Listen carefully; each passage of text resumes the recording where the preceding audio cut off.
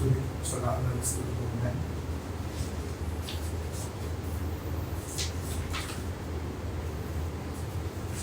Itu saja yang dapat saya paparkan.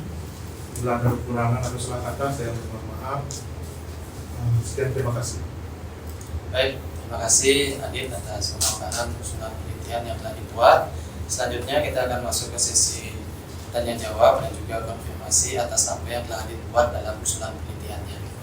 Baik, untuk kesempatan pertama yang diberikan kepada dosen penguji, kepada Bapak Dr. Imadi Bagus Adi Purnomo. Waktu dan tempat yang diserahkan. Terima kasih Pak Gede Sutana selaku tersujian pada kesempatan kali ini. Yang saya banggakan Aditya Wigraha Jamus. Ya. Jadi mulai sampai dulu aja biar sampai. Ya. Sambil catat juga dilihat. Bawa pulpen. Ya, saya catat. Jadi catat atau direkam ya. Bisa direkam sudah.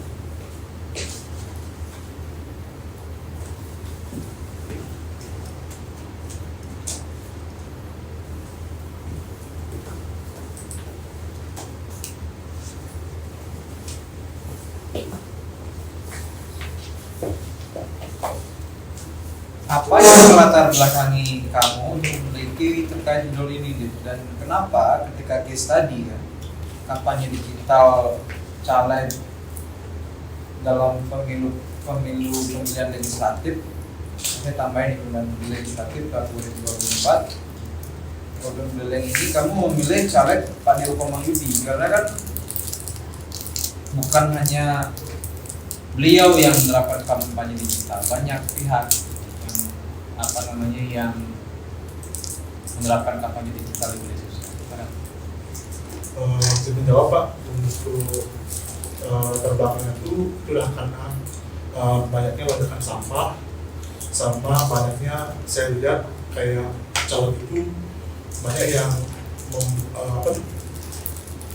mengeluarkan dana yang terlalu banyak dalam kampanye, kayak membuat baliho, kayak masih menggunakan kampanye konvensional juga. Lalu kenapa saya memilih Bapak Dewo Komayudi Lestari? Karena Bapak Dewo Komayudi Lestari itu dalam kampanye hanya menggunakan kampanye digital, Tidak pakai baliho, tidak pakai baliho. meskipun ya. Akan tetapi dia menggunakan pendekatan kepada warganya, dan ada impact dari masa jabatannya dia sebagai pejabat. Baik, saya kira itu yang harus dipertajam di latar belakangnya. Artinya itulah yang harus dipaparkan clears dalam latar belakang sehingga menjadi kesenjangan terdasar dan dasing, kesenjangan terharapan dan kenyataan. Saya kira ada di sini masih bersifat normatif saja, memaparkan mengenai hal tersebut ya. Dibuat bagaimana kemudian ya timpangan antara bagaimana kemudian kampanye yang formal kemudian juga sampaikan ya alasan terkait dengan kenapa dipilih Dewo Komayudi. Dalam latar belakang ada jadi bisa saja ada menyertakan wawancara tapi bisa pakai keterangan tidak langsung saja ya.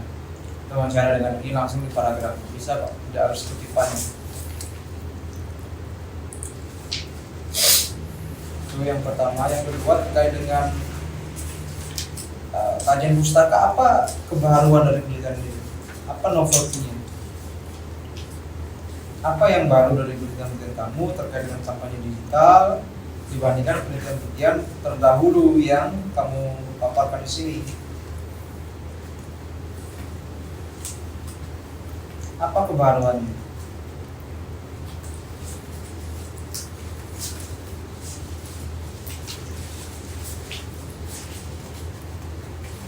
Terus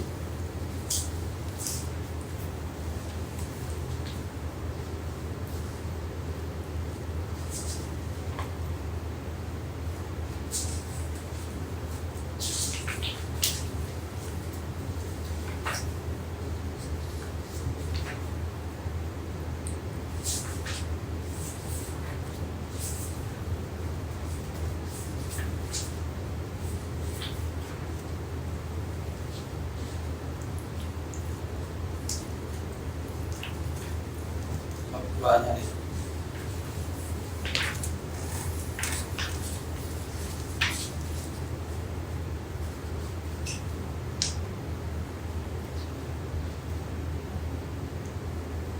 Nanti kebaruan berapa nih?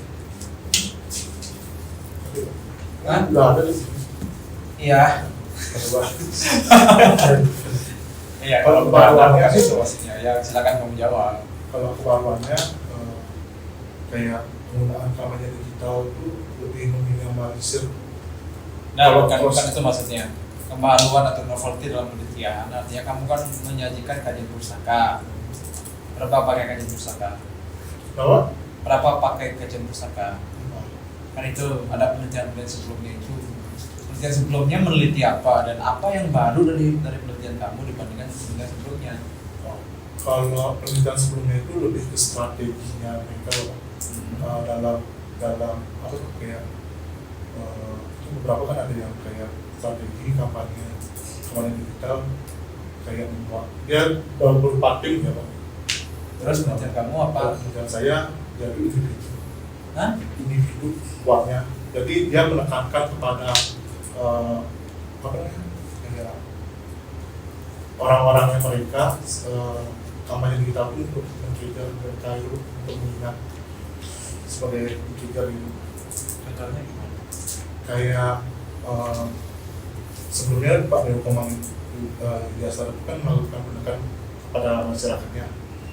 Kalau caleg lain yang kampanye digital juga dia melakukan pendekatan kepada masyarakat.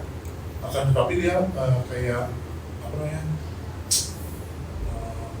melakukan branding kayak yang sudah distrategikan itu.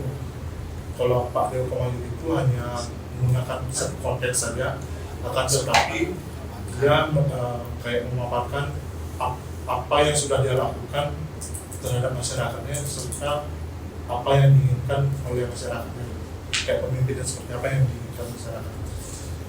Itu bagian dari strategi. Jadi dipaparkan lagi saya sudah sekarang paparkan ke baru novelty dibandingkan dengan sebelumnya. Bisa diklaim bahwa semua caleg pasti melakukan komunikasi digital. Hanya saja mungkin saja ya karena tambahkan yang membuat penelitian ini lebih kebaruan karena Dewo Komayudi ini kan sudah memiliki jejak kepemimpinan sebelumnya sebagai kepala desa. Nah itu yang memperkuat basis massa di masyarakat sehingga ya dia tidak perlu lagi itu bahasa Bali karena masyarakat sudah kenal selama 2 periode menjabat sebagai protokol. Coba saja misalnya ya ada pihak yang tidak terlalu dikenal tapi hanya menggunakan kampanye digital, bisa saja dia tidak akan terpilih. Nah itulah yang kamu harus tonjolkan, itu novelty kebaruan bahwa penelitian kamu lebih menekankan pada aspek kampanye digital yang dilakukan oleh incumbent kepala desa, itu ya itu yang disebut dengan novelty.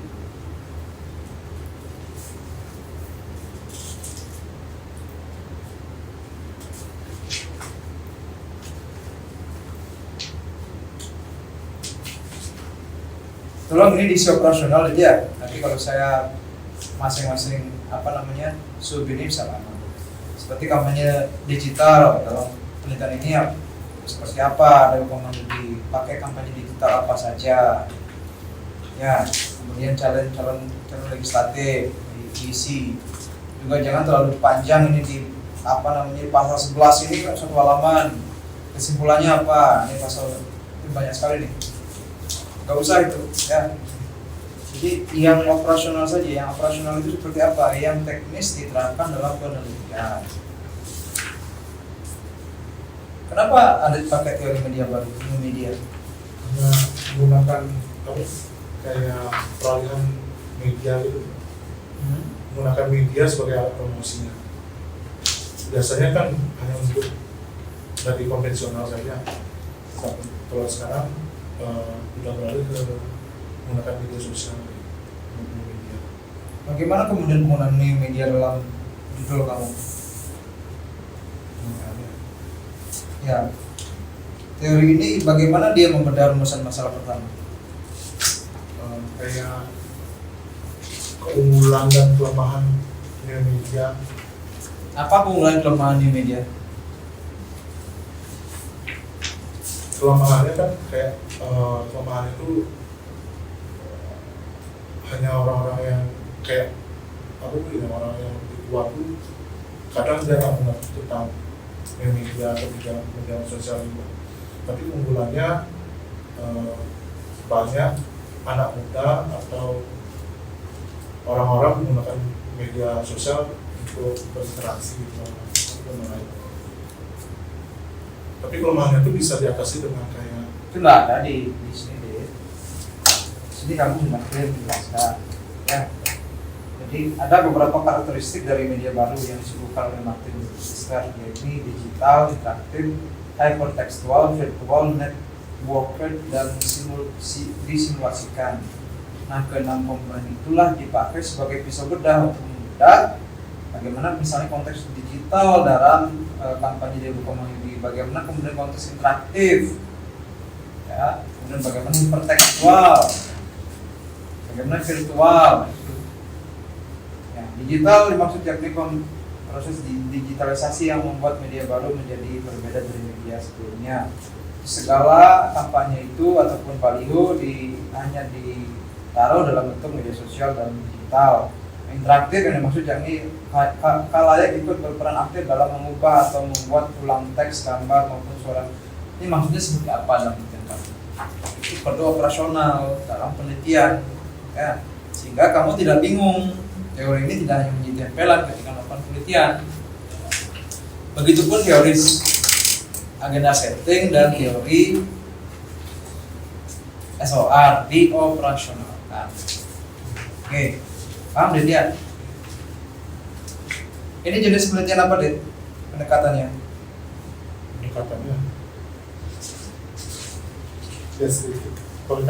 Pendekatannya apa? Pendekatannya studi kasus. Apa itu penelitian studi kasus?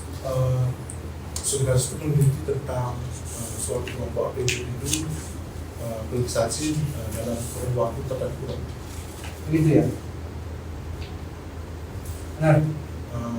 Karena ada sebuah fenomena kayak gitu. Mungkin dalam kurun waktu fenomena selama waktu tertentu. Kenapa ada memilih studi kasus? Karena terjadinya fenomena penggunaan kampanye digital. Karena adanya fenomena penggunaan kampanye digital. Begini prinsipnya studi kasus itu. Studi kasus case study itu adalah penelitian yang berfokus pada kurun waktu tertentu agar menemukan makna yang lebih mendalam, in-depth learning, in-depth research. Dia lebih mendalam. Kenapa lebih mendalam? Karena dia harus fokus pada satu komponen. Contoh, judul kamu sebenarnya kan kampanye digital caleg dalam pemilihan pemilu tahun 2024 di Kabupaten Buleleng. Coba kamu teliti semua caleg itu. Kamu habis berapa tahun? Sehingga kamu pakai studi kasus untuk memfokuskan satu penelitian pada satu caleg, sehingga kamu itu fokus. Jadi in-depth research, jadi dia mendalam.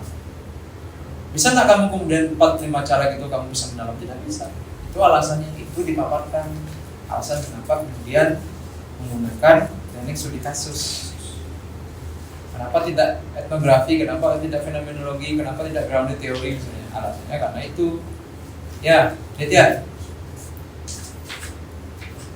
Penentuan informannya pakai teknik apa deh? Kenapa? Penentuan informannya pakai teknik apa? Posisi. Kenapa menggunakan komposit? Informannya sudah ditentukan. Kenapa kamu belum menentukan di sini daftar nama narasumber masyarakat 10? Siapa saja masyarakatnya? Kalau yang saya sudah saya wawancara itu ada 3. Yang pertama Lulus Wantari. Siapa itu? Masyarakat Kecamatan Hijau. Terus? Yang kedua Ketut Nanda Jayadi. Siapa itu? Itu sama juga Masyarakat juga. Apa itu purposive? Penentuan informan dengan tujuan tertentu. Apa tujuan mewawancarai Anda? Apa kapasitasnya dia? Untuk ini Pak, untuk mencari tahu bagaimana pesan yang disampaikan dalam kontennya. Purposif itu carilah pihak-pihak yang memang berkapasitas sehingga jawabannya itu bisa memenuhi tujuan dari yang kita inginkan. Ingin mengetahui kemudian bagaimana kapasitas DWD di kalangan ketua adat, wawancarai ketua adatnya. Ingin mewawancarai bagaimana kapasitas untuk berkontribusi dan elektabilitas DWD di kalangan anak muda. Wawancarai ketua Karang Tarunanya, wawancarai ketua STT-nya, di kalangan ibu-ibu, wawancarai ketua PKK-nya. Dia akan mewakili representasi dari kelompok itu. Itulah purposif. Sehingga tidak tepat Adit menulis masyarakat 10 ini teknik snowball. Ya. Jadi bola bergelinding bisa saja dari jawaban diacak ambil di sini, kemudian dia bilang, oh ini yang tahu itu snowball. Ya. Nanda itu sebagai apa? Sebagai masyarakat. Apa kapasitasnya? Karena kita kayak Enggak boleh penelitian asal kamu kenal. penerima ini itu Pak. Hah? Penerima kontennya. Kayak Dia dia yang- mengonsumsi. Ya boleh saja, tetapi dia punya kapasitas. Karena kamu pakai teknik purposif, boleh seperti itu caranya, tapi snowball lah. Kalau studi dokumen dalam penelitian itu gimana maksudnya? Dalam teknik pengumpulan itu? Studi dokumen itu kayak mendapatkan informasi dari jurnal atau apa, konten yang dia buat gitu. Kita mendapatkan informasi dari sana. Bukan hanya sebatas informasi, tapi kamu bisa menguatkan preposisi teori dan penggunaan teori dalam pemaparan hasil penelitian. Jadi misalnya masyarakat menyatakan bahwa kampanye digital itu efektif. Kamu cari jurnal, artikel atau teori yang menyatakan bahwa hal tersebut ataupun kampanye digital itu positif, itu namanya triangulasi data. Jadi data itu tidak hanya terbatas pada hasil wawancara, jadi dikuatkan oleh sumber-sumber teoretik yang mendukung, menjustifikasi. Ya, coba terakhir deh saya nggak lama. Teknik analisis datanya gimana deh? Coba, saya tidak menyuruh kamu jelasin yang di proposal, tidak, tetapi bagaimana kamu nanti melakukan analisis data? Analisis data itu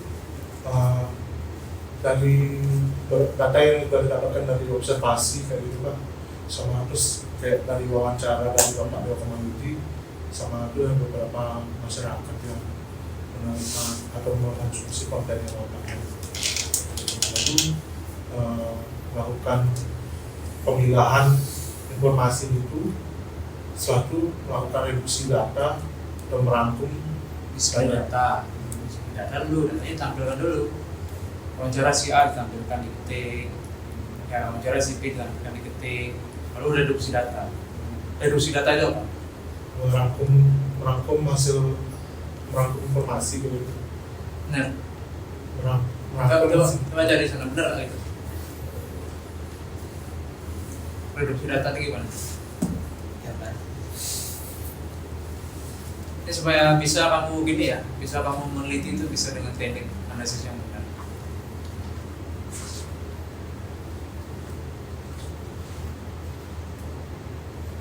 Reduksi data itu gini, mengelompokkan data. Ya, kelompokkan data. Mana data itu dikelompokkan sesuai dengan outline, sesuai dengan teori. Ya. Jadi nanti setelah kamu proposal dulu, kamu bimbingan sama Pak Komang Yoga sama Pak Gede Sutane terkait dengan outline penelitian sesuai dengan teori.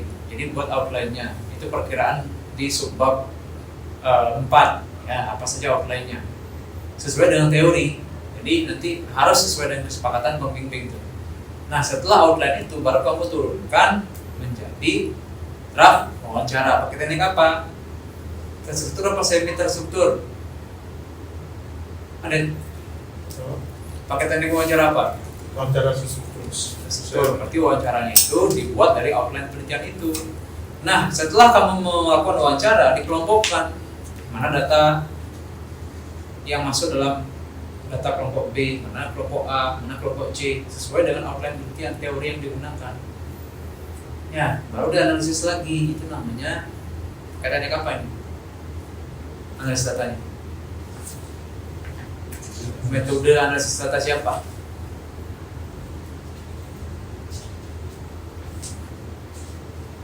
Miles dan Habermas. Ya. Saya kira itu saja Pak Ade. Terima kasih. Maaf.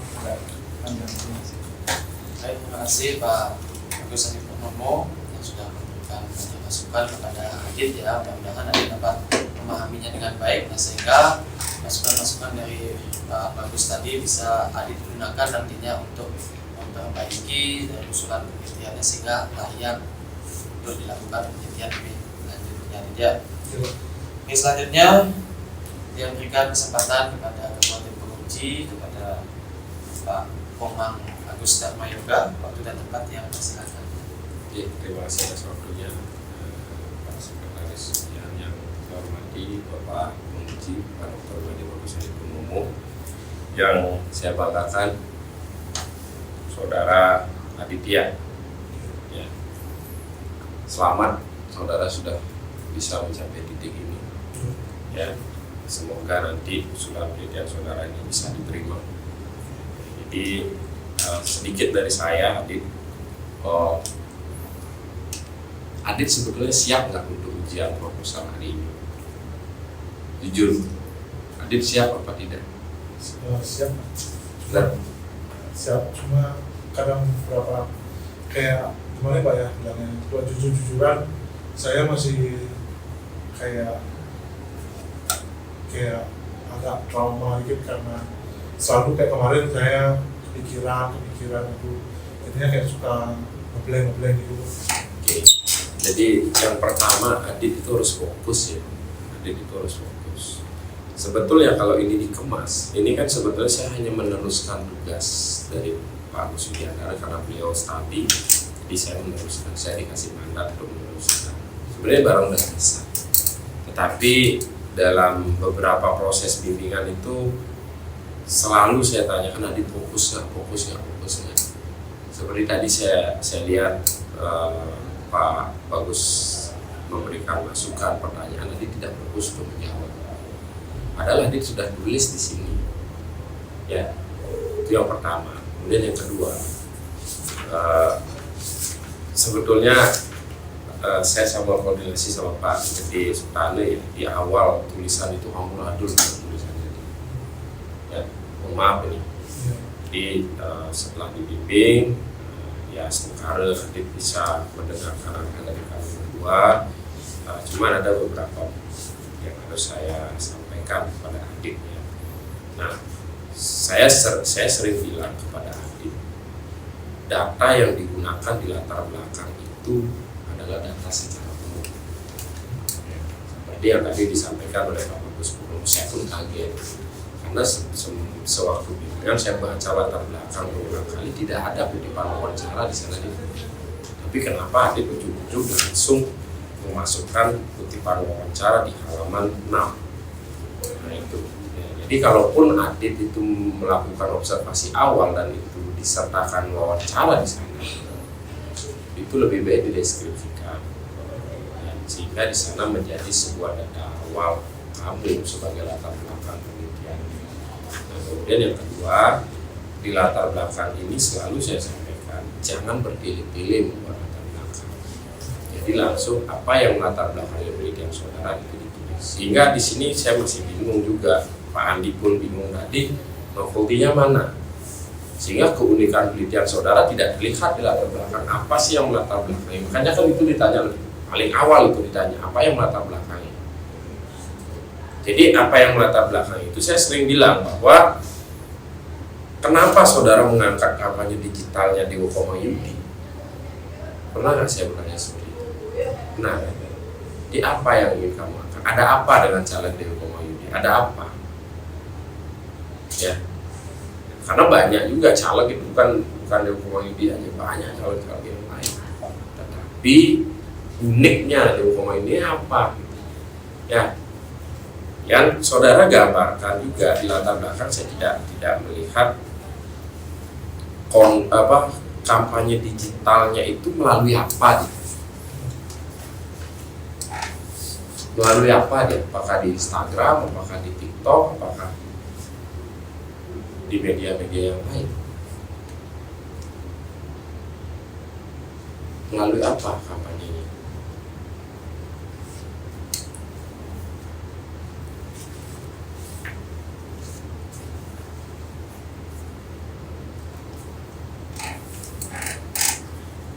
Kalau kampanye itu melalui platform Facebook dan konten video.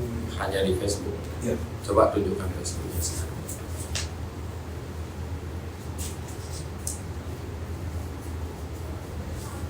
Yang lain nggak ada. Kalau yang lain Instagram gitu nggak ada. Instagramnya baru akhir-akhir ini. Setelah mereka diam TikTok mungkin nggak ada.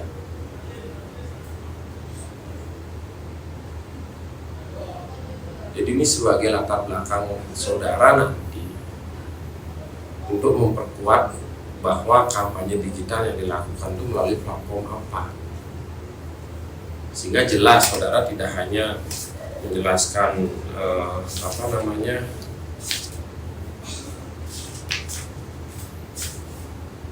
di sini yang banyak dijelaskan itu adalah dari parpol itu ya. Justru saya kampanye digitalnya di Komang ini nggak terlihat di latar belakang. Ini masih abstrak sekali ya.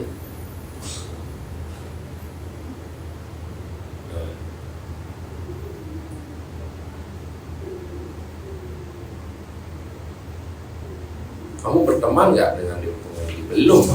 di Instagram. Di Facebook? Enggak. Antara apa Astara?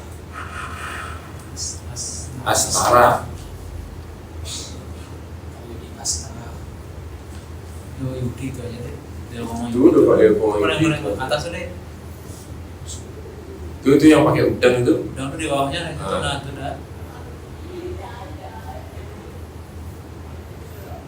Itu saudara belum add itu. Gimana saudara bisa tahu kontennya? Soalnya gitu deh. Ini yang sebelumnya mesti di Ya kan? jauh di bawah. Awal 2024. Di add aja dulu deh, biar ini. Di add aja dulu dia. Di tanggal berapa nih? Nah ini saudara yang saudara cantumkan Itu tanggalnya berapa deh? kan tanggal berapa itu? Januari. 19 Januari 2024. Oke. Itu aja ya. Sampai jumpa di bilik suara tanggal 14 Februari nanti. Sebelum-sebelumnya kayak kegiatan-kegiatan yang Nah, oke. Nah, itu yang dimaksudkan oleh Pak Andi tadi, bahwa yang saudara gambarkan itu adalah apa yang dilakukan, sehingga itu akan menjadi sebuah novelty, kebaharuan penelitian saudara yang membedakan penelitian saudara hari ini dengan penelitian-penelitian sebelumnya. Bukan hanya berbicara terkait dengan strategi. Ini kan strateginya ya dia ngupload sesuatu nggak memposting keseharian mereka, tetapi di samping pendekatan itu karena dia memiliki track record di masyarakat tentunya, karena dia dapilnya di Jepula ya. Itu yang dimaksudkan oleh Pak Andi tadi sih. Adit tidak bisa menjelaskan itu tadi clear ya. Tadi itu yang harus ditambahkan. Kamu add dulu sekarang. Kamu cari platform yang lain, misalnya di Instagram. Saya berteman kok dengan Pak Dewo Komayudi di Instagram, di mungkin saja beliau di TikTok juga ada. Di Twitter ada nggak? Nah, itu saudara harus cari sosial medianya apa saja ya. Oke, itu. Kemudian data wawancaranya ini dideskripsikan saja. Nanti kalau misalkan dibuatkan narasi berupa paragraf, nanti kutipan wawancaranya ini kalau perlu di pembahasan saja. Nah, oke. Kemudian yang selanjutnya yaitu pada, saya langsung ke teori ya. Oke, ini lagi satu di konsep ya. Di konsep itu saudara di calon legislatif itu saya sudah bilang bahwa tunjukkan saja pasal berapa, pasal 11, 12 nanti narasi itu jangan terlalu panjang. Kalau mau di lampiran, taruh di lampiran saja. Ya, jangan di sini, jangan di penjelasan. Ya, oke. Selanjutnya di teori new media ya. Mungkin teori new media ini Pak Uji, Pak Dr. Hadi Purnomo pasti beliau sangat paham karena beliau juga orang media. Jadi yang ingin ditanyakan tadi kan bagaimana penerapan teori ini untuk membedah rumusan-rumusan satu. Yang ingin saya tanyakan di sini adalah Adit dalam hal ini menulis tentang keterkaitan teori new media dalam penelitian. Itu ada 3. Apa saja Adit?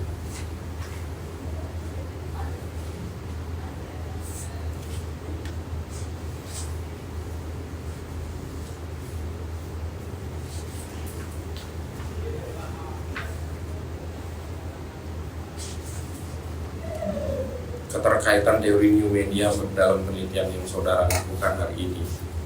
Saudara menulis ada 3, apa saja?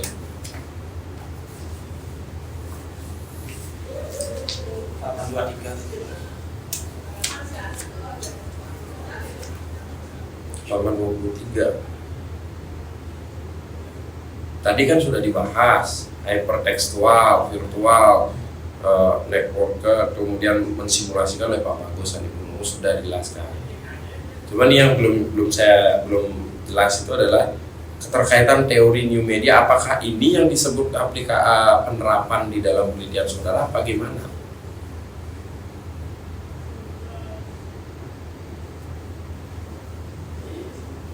Iya Pak, karena sudah aksesibilitasnya lebih mudah daripada company konvensional.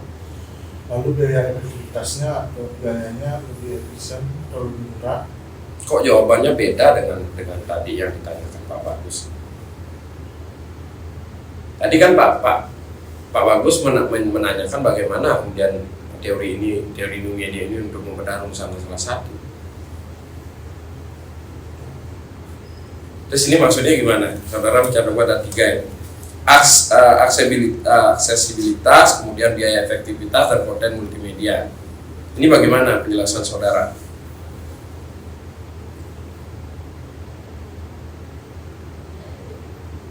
Ini tidak ada penjelasan, langsung saudara masuk pada penelitian ini. Teori new media digunakan untuk mengetahui mengapa cara menggunakan media sosial. Caleg siapa? Kan itu. Nah, yang ketiga itu aksesibilitas itu apa? Penerapannya di kampanye digitalnya di Hukum Yudi apa? Begitu juga efektivitas dan konten multimedianya apa?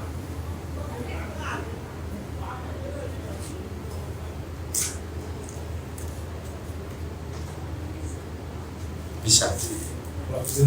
Kalau aksesibilitasnya itu kayak penyebaran informasinya itu, dia tuh bisa dilakukan di mana saja. Kayak dia mau upload informasinya di rumah misalnya, dia bisa, terus dia bisa kayak cek komen atau ya berapa jumlah newsnya tuh bisa di mana aja. Terus kalau biaya efektivitas itu kayak anggaran yang dia buat untuk membuat konten itu tidak perlu menggunakan biaya banyak, dan itu singkatnya. Oke. Kemudian konten multimedianya apa? Itu dia bisa konten multimedia itu kayak dia tuh bisa lebih informasi yang dia berikan lebih jelas ketimbang kampanye konvensional karena ada berupa teks, video sama audio. Oke. Jadi yang ketiga ini saudara harus bisa temukan nanti ya di mana saja. Nanti saudara sudah bisa lihat itu tanggal berapa, 14 Desember 2024. Sejak kapan? Apakah dia baru nyalek saja, baru membuat konten, apa memang sebelumnya dia memang rutin membuat konten atau terkait dengan konsistensi? Ya, jangan baru mau nyalek baru kelihatan di medsos. Ya, seperti itu. Nanti ini juga bisa ditambahkan di latar belakang konten apa saja, misalkan konten kesehariannya kah, misalkan dengan acara simukrame di masyarakat, sehingga dia memiliki track record yang nyambung dengan yang disampaikan oleh Pak Bagus Purnomo tadi. Jadi ketemu dah nanti kebaharuannya atau novelty-nya Adit, ya.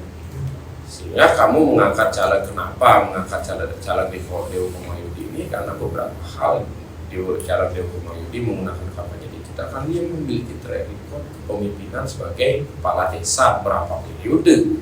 Terus ditanya, ya mungkin saja di caleg Dewo Komayudi semenjak atau dia selama menjadi protokol atau kepala desa, mungkin dia membuat konten, ya. Begitu juga teori SOR dan juga teori agenda setting itu, ya. Oke. Kemudian yang ketiga di latar belakang di bab metode penelitian bab 3, ya. Lagi-lagi saya harus narik nafas ini. Saya berulang kali penentuan informan itu jangan kamu gampangkan gitu, ya. Kamu harus jelaskan kriteria informan. Bimbingan terakhir pada saat saya ingat bimbingan terakhir pada saat Mekario itu, ya, saya sudah sampaikan ke Adit, mungkin Adit lupa. Kriteria informan ketika Adit itu memakai purposif, Adit yang akan menentukan itu kriterianya harus jelas. Masyarakatnya apa, dia bekerja sebagai apa, kemudian kapasitasnya sebagai apa, dan lain sebagainya.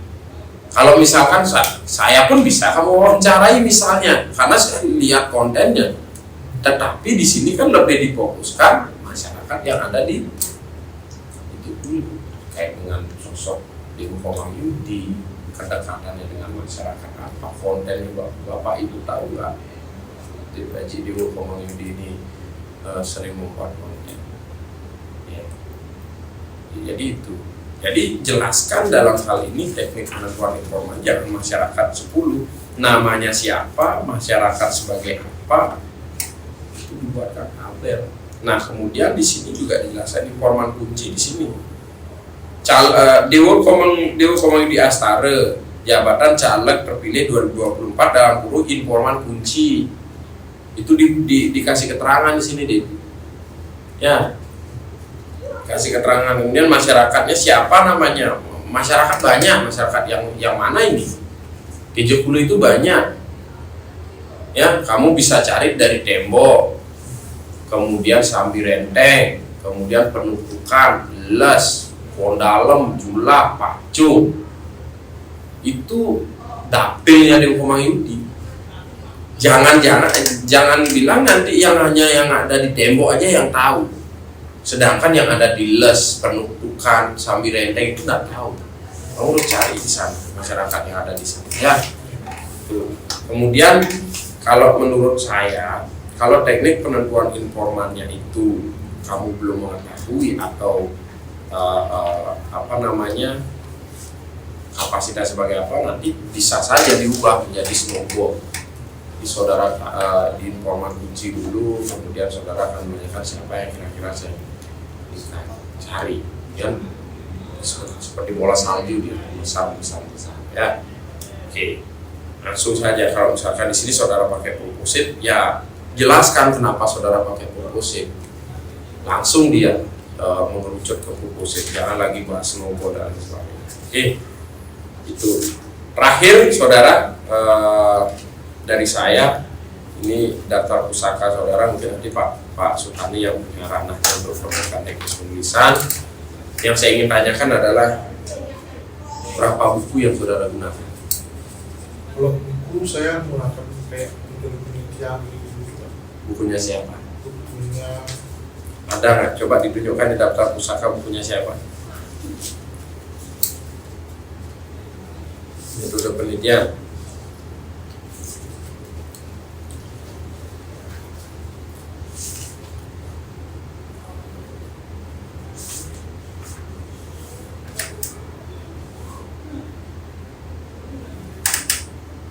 Berapa buku? Ini baru saya lihat satu ini. Sarosa S 2017 penelitian kualitatif dasar-dasar edisi 2 penerbit indeks itu.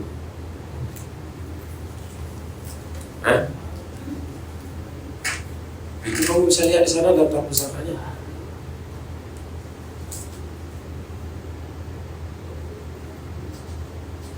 Berapa buku?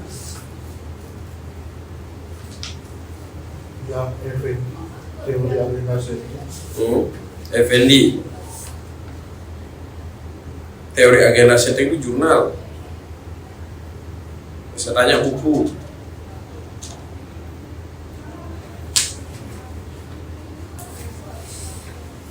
Nih, Baba ini buku 2.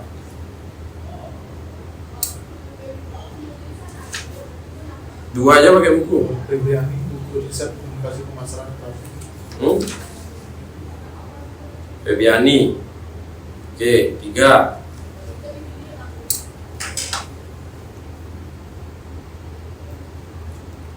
Kalau Febriani itu bukunya warna apa? Dit? Lupa. Atau Baba? Nah, ini data kualitatif berarti kamu baca pakai di metode kan? Ya. Cuma kalau saya pakai judul Ya. Oke. Jadi saudara harus banyak datang ke perpus ya. Di sana ada banyak teori komunikasi di sana. Ya, di perpustakaan. Ya. Jangan kamu ngambil daftar pustaka orang dicantumkan di sini, jangan. Ya. Kamu harus datang ke sana ke perpustakaan kampus atau kamu cari bukunya. Oke, kalau dia menggunakan e-book tidak masalah. Itu ya. Jadi saudara harus diperjelas ini. Perbanyak baca referensi buku dan supaya teori-teorinya itu masuk konsep dan yang akan nanti diperkuat. Kemudian di latar belakang juga harus kuat. Ya. Apalagi tentang kampanye digital. Itu banyak saya rasa. Ya, jadi itu aja dari saya.